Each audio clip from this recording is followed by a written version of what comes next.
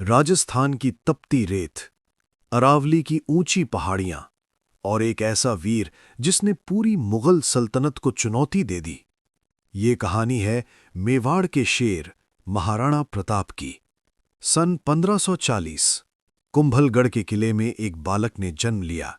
नाम रखा गया प्रताप। किसे पता था कि यही बालक आगे चलकर भारत के इतिहास में स्वाभिमान का प्रतीक बनेगा। बचपन से ही प्रताप अलग थे।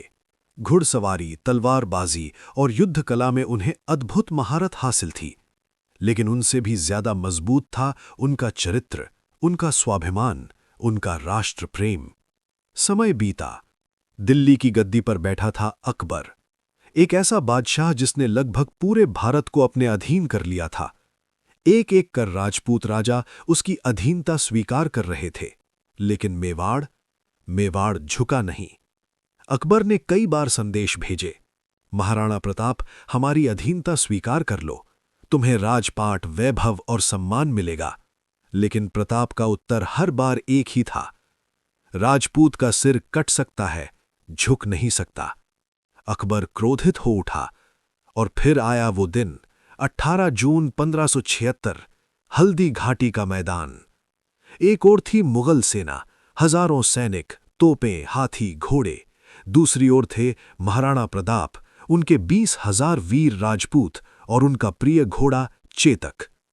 युद्ध का शंख बजा, धूल उड़ने लगी, तलवारें टकराईं, तीरों की बारिश होने लगी।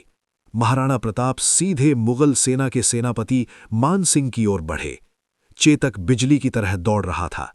मुगल हाथी के सामने पहुंचते ही चेतक ने छलांग लगाई और प्रताप की तलवार बिजली की तरह गिरी।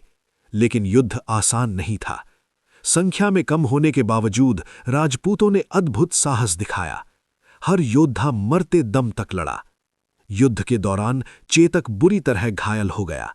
एक पैर में गहरा घाव, लेकिन फिर भी वो अपने स्वामी को सुरक्षित निकालने के लिए दौड़ता रहा।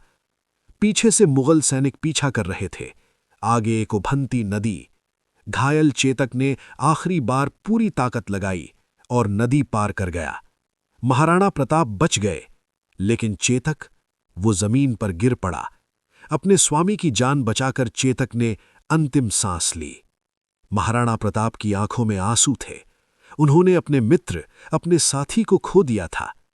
हल्दी घाटी का युद्ध निर्णायक नहीं था। मुगल जीत का दावा करते रहे, लेकिन वे प्रताप को पकड़ नहीं सके। इसके बाद शुरू हुआ संघर्ष का असली दौर। महाराणा प्रताप जंगलों में रहे, घास की रोटियां खाईं, अपने परिवार को कष्ट में देखा, लेकिन अकबर की अधीनता स्वीकार नहीं की। एक दिन उनकी छोटी बेटी भूख से रो रही थी। रानी ने घास की रोटी बनाई, लेकिन उसे भी एक जंगली जानवर उठा ले गया। वो दृश्य देखकर महाराणा का हृदय टूट गया, लेकिन उन्होंने हार नहीं मानी। उन्होंने फिर सेना संगठित की, छापामार युद्ध शुरू किया। धीरे धीरे मेवाड़ के किले वापस जीत लिए। अकबर, जो पूरे हिंदुस्तान का बादशाह था, वो भी महाराणा प्रताप को झुका नहीं सका। 1597 में जब महाराणा प्रताप का देहांत हुआ, तब भी वे स्वतंत्र थे। उन्होंने जीवन भर स्वतंत्रता की रक्षा की। कहा जाता है, जब अकबर को उनकी मृत्यु की खबर मिली तो उसकी आंखें भी नम हो गईं, क्योंकि वो जानता था उसने अपने जीवन का सबसे महान प्रतिद्वंद्वी खो दिया है। महाराणा प्रताप हार नहीं थे, वे प्रतिरोध थे, वे संघर्ष थे, वे स्वाभिमान थे।